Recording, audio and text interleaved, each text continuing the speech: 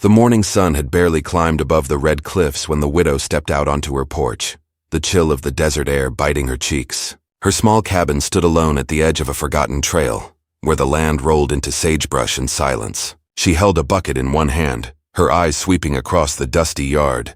Everything looked the same as yesterday, yet something deep inside her said it wasn't.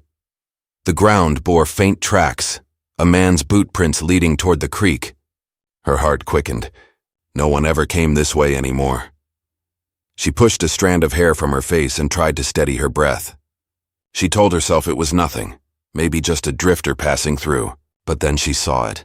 Blood on the porch rail dried to a dark rust.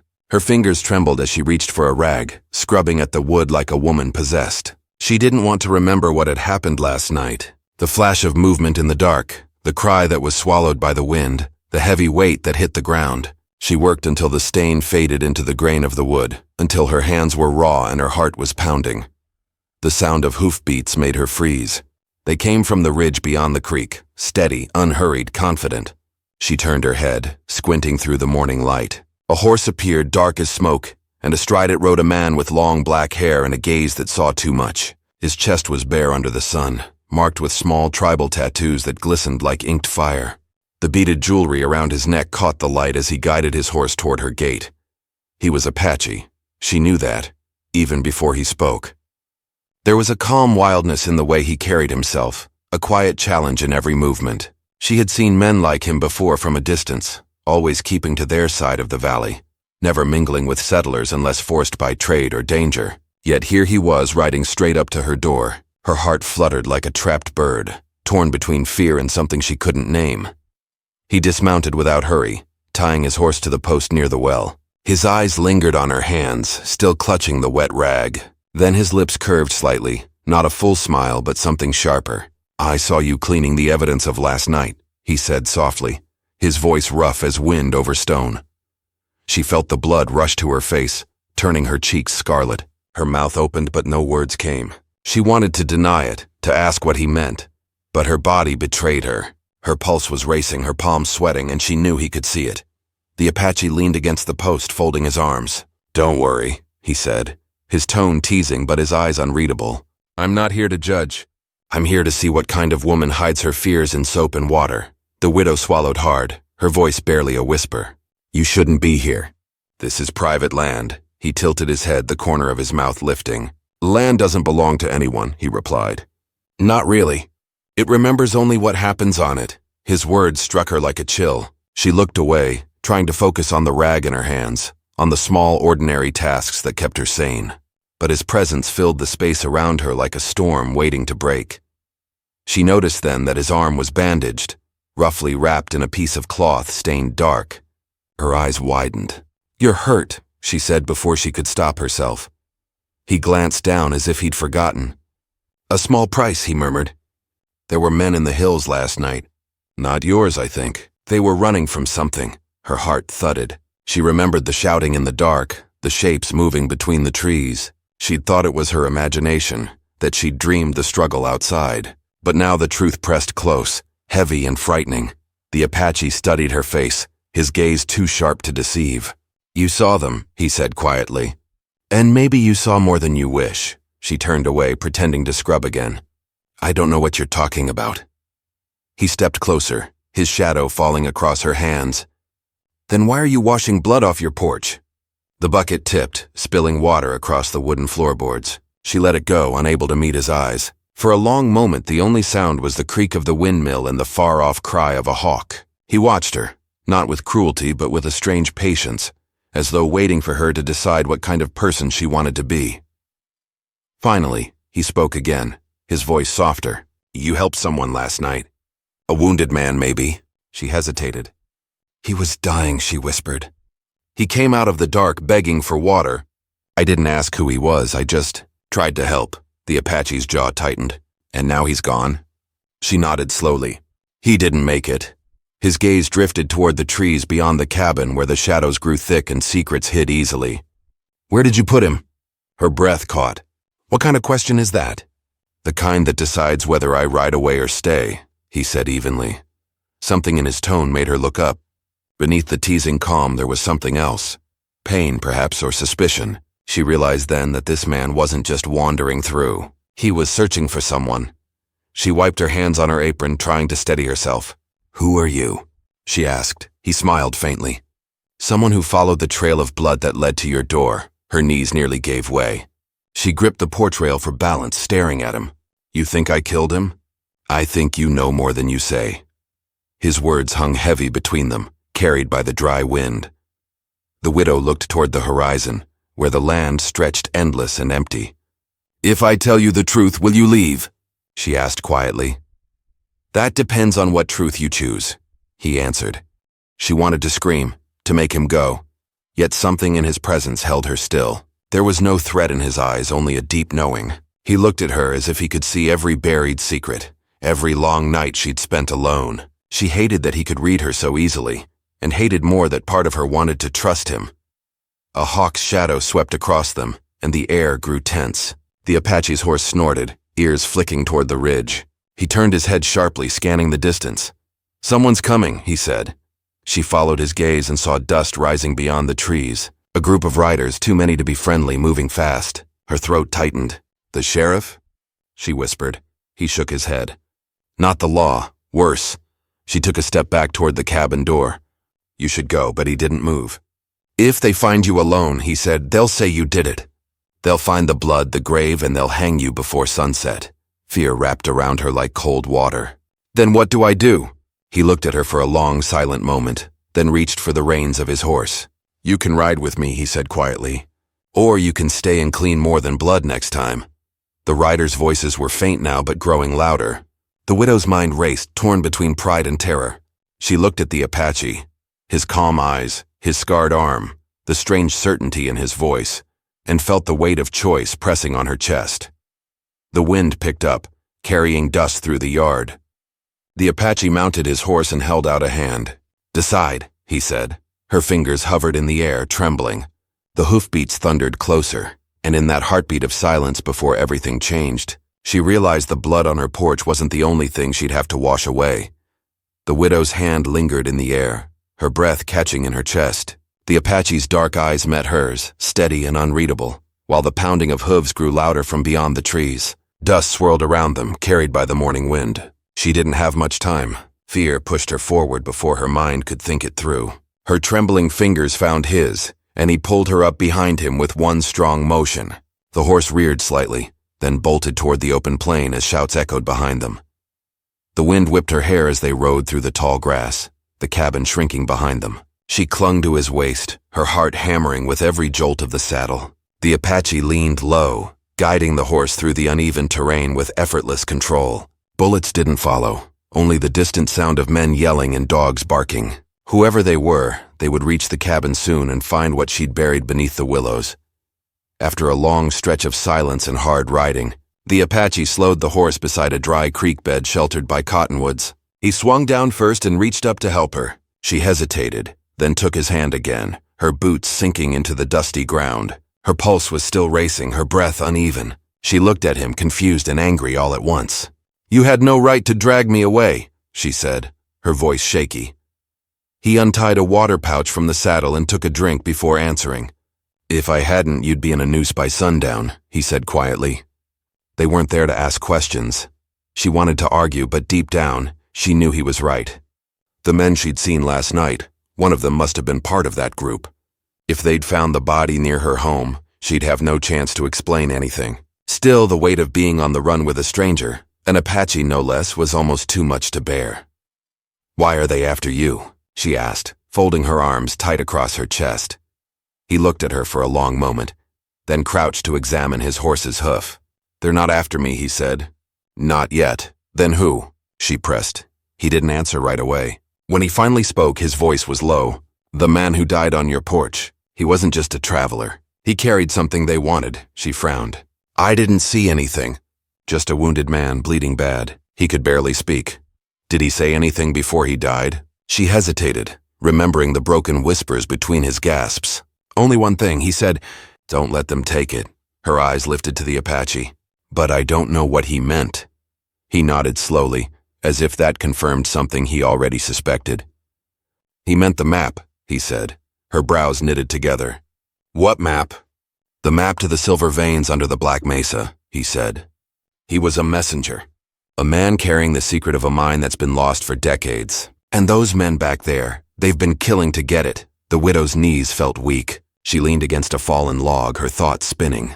You think I have it? I think you were the last one to see him alive, he replied. And that makes you their target, whether you know it or not. She stared down at the dry earth, tracing lines in the dirt with her shoe. I buried him, she said quietly. He didn't have anything on him but a leather pouch around his neck.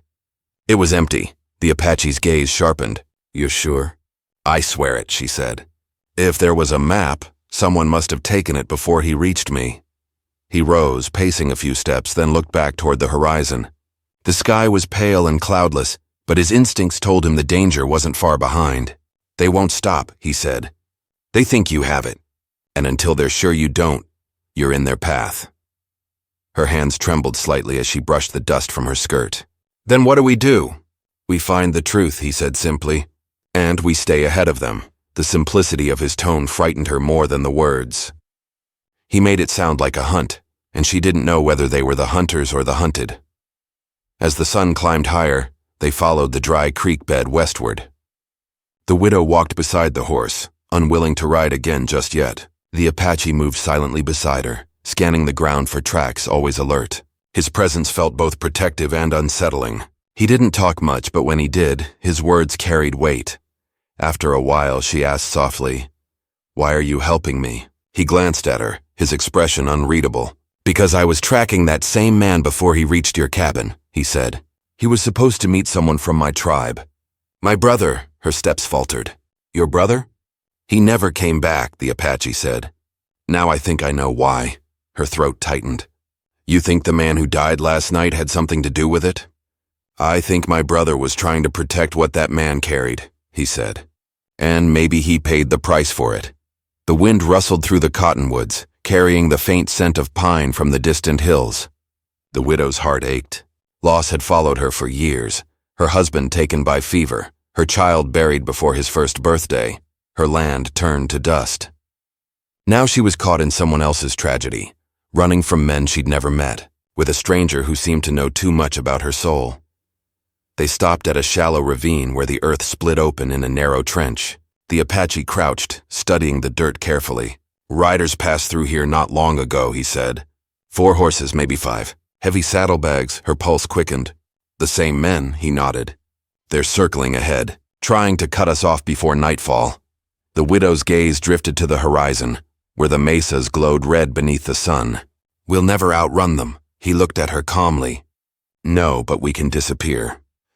By mid-afternoon they had reached the foothills. The Apache led her into a narrow canyon, hidden by brush and stone. The path wound upward, rough and steep. She stumbled once, and he caught her arm before she fell. His touch was firm, steady, and for a fleeting moment she felt safe. They came to a small cave overlooking the valley. It smelled of earth and smoke, and the ashes of an old fire lay scattered on the floor. He tied his horse outside and started gathering wood. She sank to the ground, exhausted, her hands still shaking from everything that had happened. When he returned, he handed her a piece of jerky and a canteen. She took them silently, watching the flicker of the small fire he built. The light painted his face in shifting shadows. You're not what I expected, she said softly. He raised an eyebrow. What did you expect? She shrugged. Someone who hated us. Settlers, I mean. He gave a quiet laugh, low and rough. Hate wastes time, he said. I've seen enough killing to know it doesn't build anything. They sat in silence for a while, listening to the crackle of the fire and the distant cry of coyotes. Finally, she asked, What if your brother's alive? He didn't answer right away. His eyes were fixed on the flames. Then he's hiding, he said. And he'll be waiting for someone who remembers how to find him. She thought about that, about what it meant to live in a world where everything you loved could vanish overnight. She looked at her own hands, calloused, weary, yet not broken. When the night fell over the desert, the widow wrapped herself in her shawl, sitting near the fire for warmth. The Apache stood at the mouth of the cave, watching the valley below. The moon was thin, the stars sharp against the black sky. She could hear faint sounds, hoofbeats maybe, or just the wind whispering through the canyon. He turned slightly toward her. "They'll reach your cabin by now," he said. "They'll find the grave," her stomach twisted. "What will they do when they realize he's dead?" "They'll think you took what he carried," he said. "They'll follow your trail." She looked up at him, fear flickering in her eyes. "How long before they find us?" He didn't answer. He just looked out into the night, his profile hard against the silver light. "Not long," he said finally, and as the fire dimmed to embers, the widow knew this was only the beginning of something she couldn't yet understand. A journey bound by secrets, danger, and a truth buried deeper than the man she tried to forget. The fire burned low and quiet as the canyon took on the breath of night. The widow did not sleep. She watched the Apache stand in the cave mouth, a dark figure cut against the starlit valley, and felt the weight of everything pressing closer. If the men reached the cabin and found the grave, they would guess the rest. They would look for a trail and keep riding until morning burned them raw. She hugged her shawl tighter and tried to steady the thudding in her chest. The Apache did not turn when he spoke, as if he had ears trained by the land. He told her to rest. She told him she would, and then stayed awake. Before dawn, he stirred the coals and set a small tin to heat. The smell of bitter coffee filled the cave. He handed her a tin cup and spoke low. If they broke camp now, they could reach a ridge that cut east toward Black Mesa. The outlaws would expect them to aim for town or to vanish in the cottonwoods. They would not expect anyone to climb the long spine of rock where water was scarce, and shade scarce too. She did not know if she could make such a climb, but she nodded. He watched her for a beat as if measuring resolve, then tied off his bandage and led the horse down the hidden trail. They moved like shadows, leaving little for a tracker to read. The land woke slow around them, sagebrush giving off its dry scent, ravens coasting on thin morning air. The widow's legs shook as the slope steepened and the rock grew loose underfoot. The Apache slowed to match her pace, not tender, not unkind, just exact. When she stumbled, he steadied her. When she found her footing, he let her walk on her own. She thought of her husband out here once, mending fence alone under a sky wide as forever, and of the baby they buried on a hill the rain did not visit that year. Loss had taught her to be small and quiet. This ride was loud inside her bones. By midday they had reached a narrow shelf overlooking the valley. The Apache lifted his hand and she halted. He crouched, studying the dust. A set of tracks had cut across the shelf not long before. The edges were crisp, pressed deep by a heavy load. He brushed the print with 2 fingers and looked up the slope. One rider, maybe 2, hauling something behind them. Not the outlaws. Different pattern. He signaled for silence and led her into a cleft where a trickle of water ran thin as thread. There they drank. And he told her the story he had not yet told.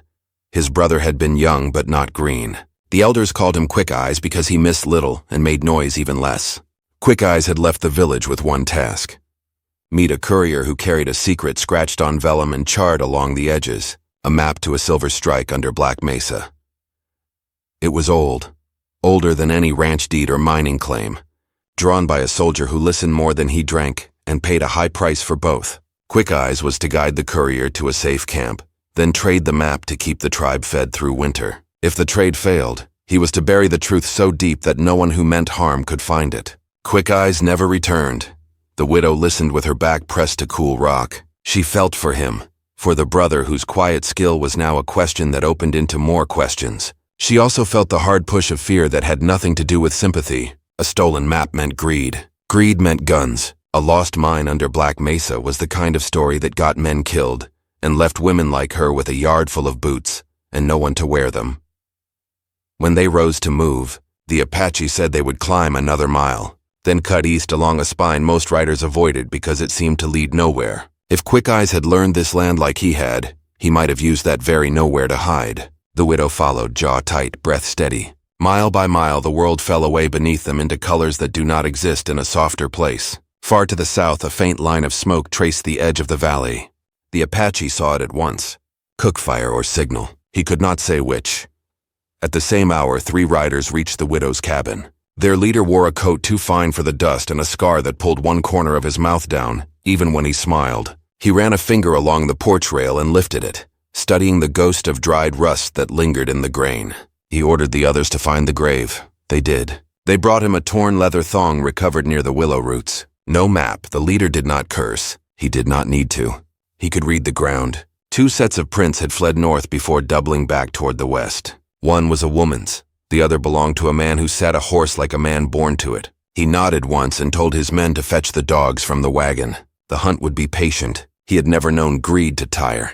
In town, the sheriff heard about the riders and the smoke and the dogs. He set down his cup and thought about how little law could do when a story was big enough and money fat enough. He remembered the widow's face from the last time she'd brought eggs to sell at the feed store. She had stood quiet, hat pulled low, shoulders set between pride and worry. The clerk had told him she was stubborn and paid her debts in small coins but always paid them. The sheriff ran a calloused thumb over his badge, dull from years of dust and dull talk. He did not trust the mining men or the drifters who came with whispers of silver. He did not fully trust the army posts that filed claims not to mine but to fence. He knew the tribe kept to their side of the river more than townsfolk wanted to admit, and when trouble came it usually wore a white hat that hid a black heart. He tipped his chair forward and stood. He would ride at noon, too late to catch anyone, just early enough to be counted when the telling began.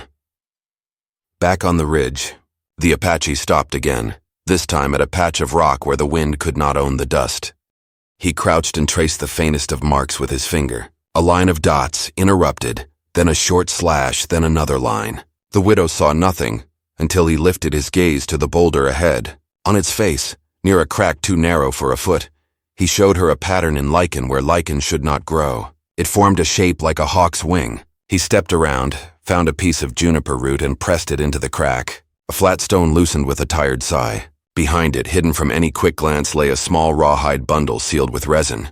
The widow's breath left her. The Apache did not touch it. He studied it as a man studies a thing that might change the course of a winter. He told her that if this was what he thought it was, the trouble had doubled and the choices had halved. She asked what he meant. He answered that holding a secret this pure was like holding a live coal. Drop it and it burns the ground. Keep it and it burns your hand. She wanted to say no one had asked her to hold anything, but they both knew the land had already chosen her when the wounded man fell at her door. He broke the resin with the edge of a flint he kept in a pouch tied to his belt. Inside the rawhide lay 2 pieces of vellum, one darker than the other, both marked in a careful hand. The first showed the lay of the mesas from the old trail to a narrow cut, where a spring bled out into stone. The second showed a vein like a lightning strike, shaded where the ore ran black. In the margin, a symbol like a crooked cross stood beside a number. He did not speak that number aloud. He folded the vellum and sealed it again, then set the bundle back into its notch without replacing the stone. He told her a man who trusts hiding places too much forgets the thing that will be found next, which is a man. They would carry the truth with them until night, then decide whether to bury it again somewhere only winter knew, or to bet on a trade that did not trust any paper more than it trusted eyes. By late afternoon, the ridge forked into a narrow path and a wider one. The Apache took the narrow. The horse picked its way as if the rock were made of glass. The widow tried not to look down. A hawk cried somewhere ahead. The call came twice and then once more after a long pause. The Apache halted so fast the horse snorted.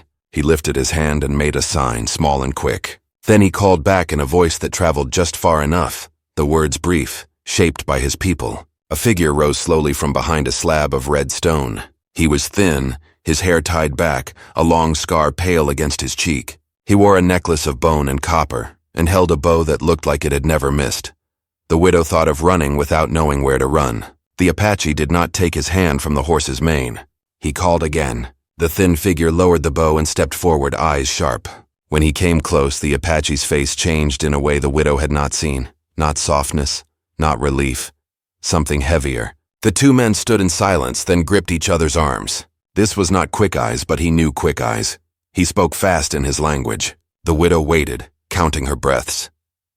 When the words slowed, the Apache turned to her and said the man's name meant Ash Breath. Ash Breath had been hiding along this ridge for 3 days, watching the valley, watching men circle like coyotes that had found a carcass and could not quite bite through. Ash Breath said the men were led by one with a crooked mouth and a fine coat. He had sent 2 riders to the army post with a note. He had sent 2 others into town to talk to a banker whose hands never touched dirt. He had kept 3 near the river with the dogs. Ash Breath had found signs of a grave at the widow's place and knew the riders would be back to cut away the roots for proof if they needed to. The widow felt the ground move inside her. She had already given up her porch to the wind and her quiet to the road. Now she learned her past was a beacon.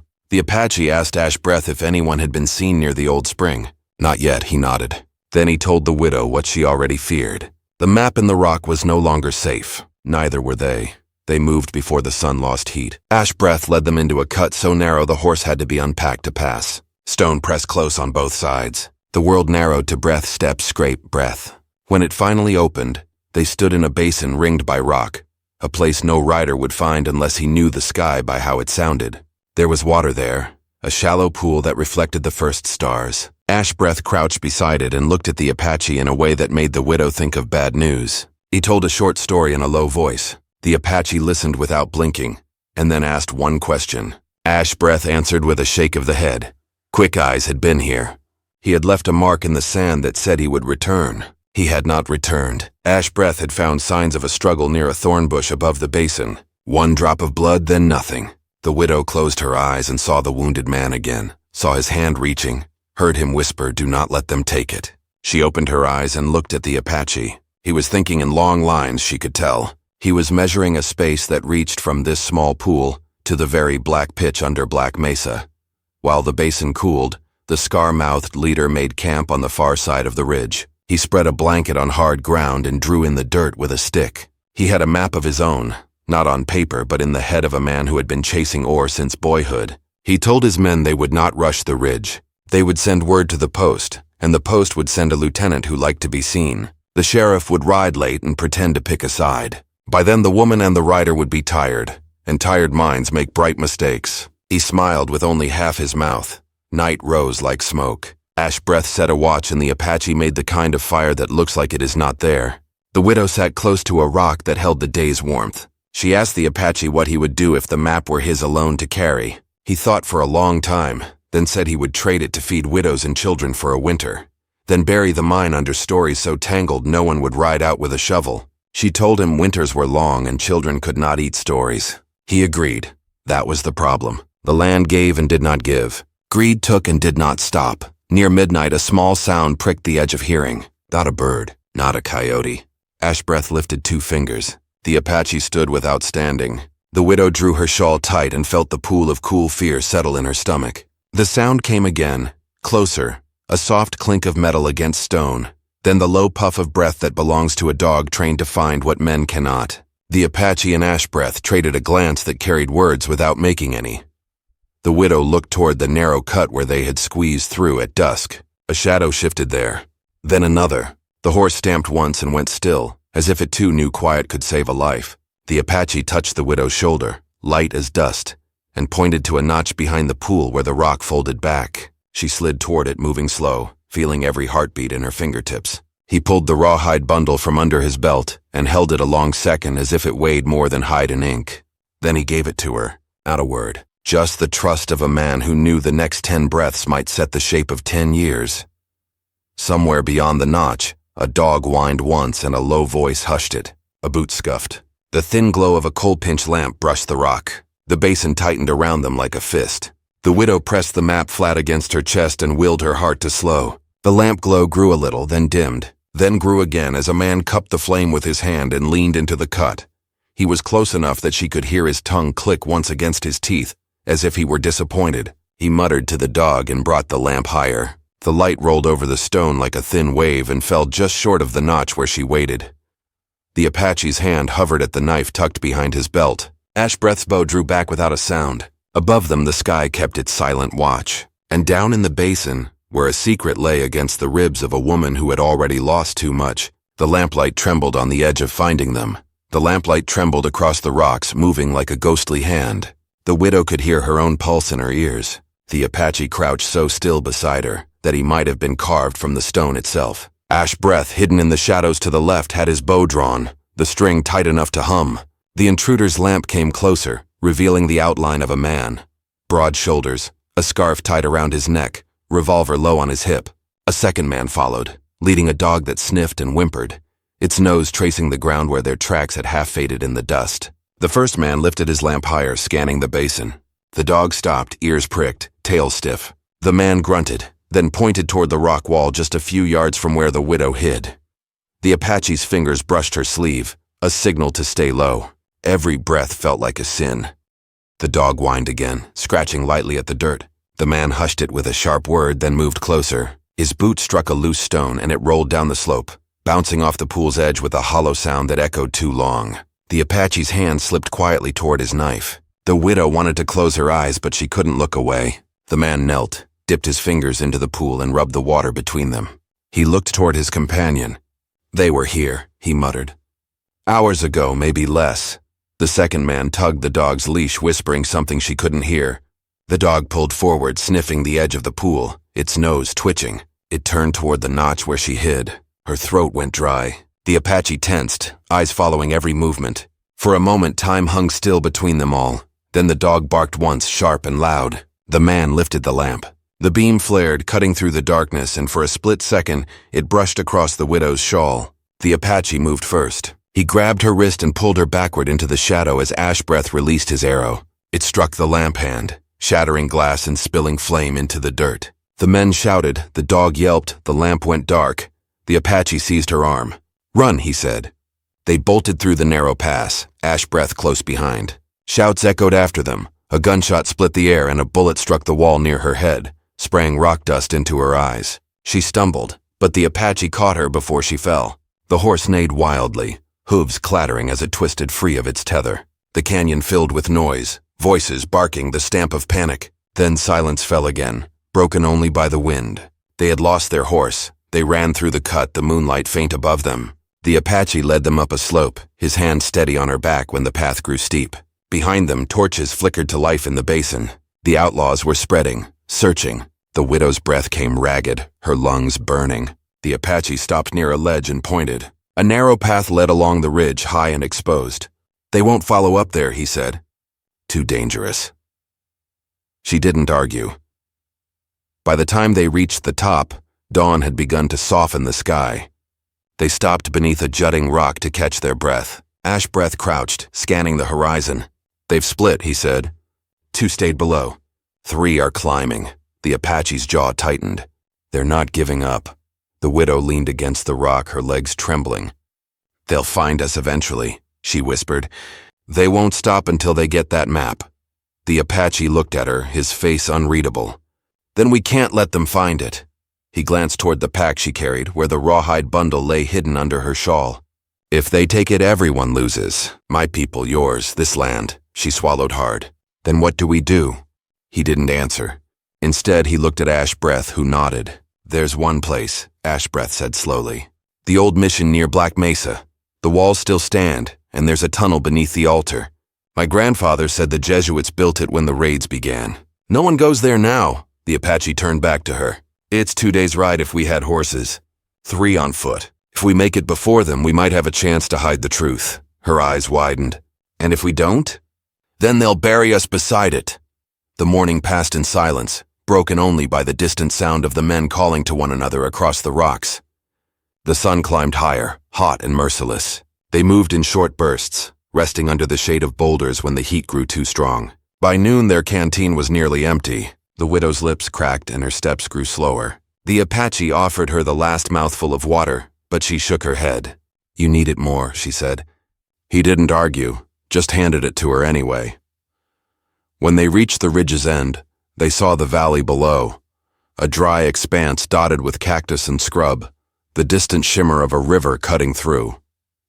Beyond it, the dark rise of Black Mesa stretched like the back of a sleeping giant. It looked impossibly far. The widow stared, despair tugging at her. "We'll never make it," she murmured. The Apache's eyes softened. "We'll make it because we have to." As they began the descent, a sound rose from behind, a horn blast echoing through the canyon. The men had found their trail. The widow turned, eyes wide. The Apache grabbed her hand. "Move!" They scrambled down the slope, loose stones skittering underfoot. A shot rang out, then another, closer. Ash Breath loosed an arrow that struck the rock beside a rider's boot, sending him tumbling backward. The others fired blindly. The echo of gunfire rolled through the cliffs like thunder. They reached the valley floor just as the sun began to sink. Their shadows stretched long across the sand. The Apache led them toward the river, moving fast but careful, always scanning the ridges. Behind them, the outlaws were closing in. 5 riders now, with the crooked-mouthed leader at their head. His voice carried faintly over the wind. "Bring me the woman!" "The rest don't matter."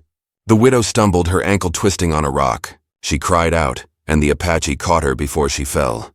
"I can't," she gasped. "I can't run anymore." He looked at her, then at the rising dust behind them. His eyes darkened with decision. "You'll ride," he said. He turned to Ashbreath. "Take her to the river crossing. I'll draw them off." Ashbreath shook his head. "You'll never make it alone." The Apache smiled faintly. "I've been alone before." He pressed his knife into the widow's hand. "If they catch you, destroy it. Burn it if you must." His voice was steady, but his eyes met hers for a heartbeat longer than they should have. Something unspoken passed between them, a promise or a goodbye she couldn't tell. Before she could answer, he was gone, darting across the rocks, his bare chest flashing in the dying light. Ashbreath pulled her along the narrow trail, half dragging her as the wind picked up. Gunfire echoed from the ridge, then shouts. The widow's heart twisted. She didn't know if he was still alive. She didn't know if she could do what he'd asked. By the time they reached the river, night had fallen. The water shimmered like glass under the moon. Ashbreath found a shallow crossing and led her through, their feet sinking into cold mud. On the far bank, he motioned for silence and pointed toward a stand of mesquite trees. They crouched there, hidden by shadow. The widow's body trembled with exhaustion, but her mind raced. She thought of the Apache's face, the quiet strength in his voice, the way he'd looked at her like he saw more than her fear. Then across the river, torches appeared. 3, then 5, then more. The crooked-mouthed leader rode at the front, his voice sharp and cold. "Spread out," he barked. "She's near. The map's worth more than all of them combined." Ashbreath gripped her arm. "We go now," he whispered. They crept along the riverbank, moving through reeds and shadow. The sound of horses splashing behind them grew louder. One rider shouted he'd seen movement. A gunshot ripped through the dark. The widow dropped, clutching the bundle to her chest. Ashbreath pulled her up, shouting something in Apache. Another shot cracked the air and he staggered, a dark stain spreading across his shoulder. "No," she cried, but he pushed her forward. "Run!" She ran. The night swallowed her as the river bent toward the trees. Branches tore at her dress, roots caught her feet, but she didn't stop. Behind her, the gunfire faded, replaced by the pounding of her heartbeat and the rustle of wind through dry leaves. When she finally stopped, she was alone. The world was silent except for the river murmuring nearby. She sank to her knees, clutching the map under her shawl. The Apache was somewhere out there, fighting, maybe dying, and she couldn't even tell which way was safe anymore. The land stretched endless in every direction, full of shadows and secrets, and in the stillness of that night, she realized the truth she'd been running from since the first blood touched her porch. There was no going back. Whatever happened next, the storm had already begun. The night had turned colder by the hour, and the widow sat against a tree near the river, her breath shallow and her body trembling. The bundle was still clutched against her chest, wrapped tightly beneath her shawl. The stars above were bright but gave no comfort, only their silent witness to everything that had unfolded. Her hands were numb, her heart heavy with questions that had no answers. She listened for any sign of pursuit but heard nothing except the slow whisper of water against the rocks. Somewhere in the distance, a coyote howled, lonely and sharp against the vast emptiness.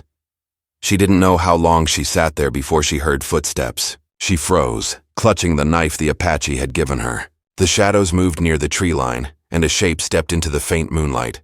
For a heartbeat, she thought it was one of the outlaws, and her breath caught. But then she saw him, tired, bloodied, but alive. The Apache moved with the slow, steady strength of a man who had walked through fire and refused to fall. When their eyes met, something broke inside her. Relief flooded her chest, mixing with disbelief. She wanted to speak, but her voice caught in her throat. He sank to one knee beside her, wincing slightly, and gave a faint smile. "You kept it safe," he said. She nodded, tears slipping down her cheeks. "I thought you were gone." "Not yet," he murmured. "But they will be." He explained in few words how he had led the outlaws toward the cliffs, where the terrain had trapped their horses. 2 had fallen.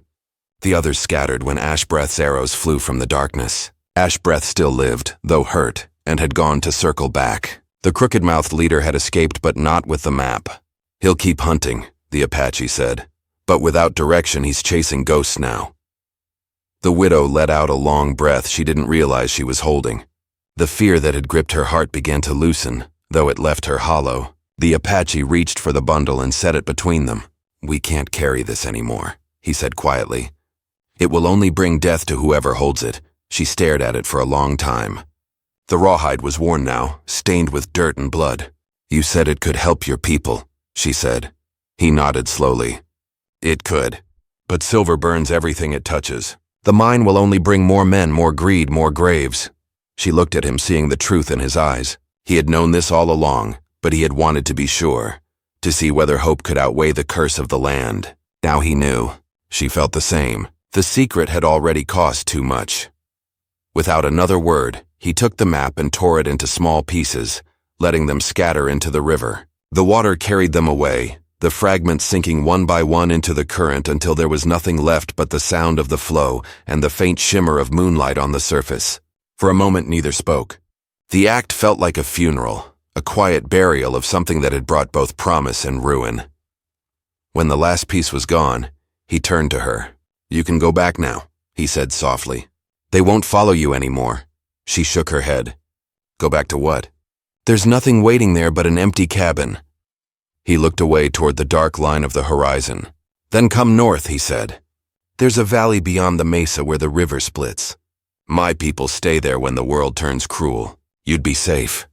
She studied his face, seeing both weariness and warmth. The offer was more than shelter. It was a chance at something she hadn't felt in years. Belonging. Yet she hesitated. Your people won't want me there, she said. I'm just another settler to them. His gaze met hers, steady and sure. They'll see who you are, not where you came from. The wind picked up, rustling the grass around them. For the first time in a long while, the widow didn't feel afraid. The danger wasn't gone, but she wasn't alone anymore. That made all the difference. They set out at dawn, following the river north. Ash Breath joined them at midday, his shoulder bandaged but his eyes alert. The three of them traveled in silence, stopping only when the heat grew strong. By the second day, the land began to change, the harsh red rocks giving way to softer valleys where tall grass waved like the sea. The widow rode the Apache's horse while he walked beside her, guiding the reins. She watched the horizon, feeling something inside her shift, slow but steady, like a seed breaking through dry soil. That night they camped near a grove of cottonwoods. The fire crackled softly between them. Ash Breath slept early, his breathing even. The widow and the Apache sat awake, the air filled with the scent of wood smoke and the hum of crickets. She looked at him through the glow of the flames. Why did you come to my cabin that morning? She asked. He thought for a moment before answering. Because I saw smoke. I thought maybe it was a sign. My brother used to say sometimes the land speaks through fire and wind, telling us where we're needed. I followed it and it led me to you. She smiled faintly, her eyes glistening. Then maybe it wasn't the land, she said softly. Maybe it was something else. He didn't reply. But there was something in his expression, something deep, quiet and real that needed no words. When morning came, the sky was golden, and the journey grew easier. By afternoon, they reached the valley he had spoken of. It was green and open, sheltered by high cliffs. A small settlement lay near the riverbank, smoke rising gently from a cluster of lodges. Children played near the water, their laughter echoing faintly. The people looked up as the travelers approached, their faces cautious at first, then curious. The Apache spoke to them in his language, explaining who she was. There was a pause, then a nod from an older woman who stepped forward and took the widow's hand in welcome. For the first time in years, the widow felt her shoulders ease. The fear that had chased her across the desert began to fade like dust in the wind. She helped where she could, cooking, tending fires, learning words she didn't know. Days passed and slowly, life began to settle into something steady. One evening, as the sun slipped behind the mesas, she stood near the river, watching the water move. The Apache joined her, standing a step behind. You still think about it? He asked. She nodded. The men, the cabin, everything we left behind. It's gone now, he said. But sometimes what's gone makes room for what's meant to come. She turned to him, meeting his eyes. And what's meant to come? He didn't answer with words. Instead, he took her hand gently, his fingers warm and rough from work. The simple touch said enough. As the days turned into weeks, the valley grew familiar. She found herself smiling more often, speaking with ease, sleeping without fear. The Apache's people accepted her not as an outsider, but as one of their own. And though the scars of the past would never fully fade, they became something she could live with, reminders of the road that had brought her here. When the first spring rains came, the land turned green again. The river ran full, washing away the last traces of the dry season. One evening, the widow walked to the bluff above the valley and looked out toward the horizon. She thought of her husband, her child, the cabin she had lost, and the man who had found her in the ashes of fear. Life had taken her through fire and flood, but somehow it had brought her here. To peace, to purpose, to something like love. The Apache joined her there, his shadow long in the evening light. He didn't say anything, and she didn't need him to. The silence between them was no longer heavy. It was full of understanding. Together, they watched the sun sink behind the land, turning the sky to gold. Down below, the river kept flowing, carrying away everything that once was and everything that no longer needed to be. And as the stars began to appear, the widow finally felt the quiet she had been searching for all her life. A quiet not born from loneliness, but from belonging. She looked at the man beside her and smiled. The kind of smile that comes after long sorrow and longer waiting. "We made it," she whispered. He nodded, his voice low. "Yes," he said. "We did." And the wind carried their words across the valley, soft and certain, like a promise kept between two hearts that had finally found their home.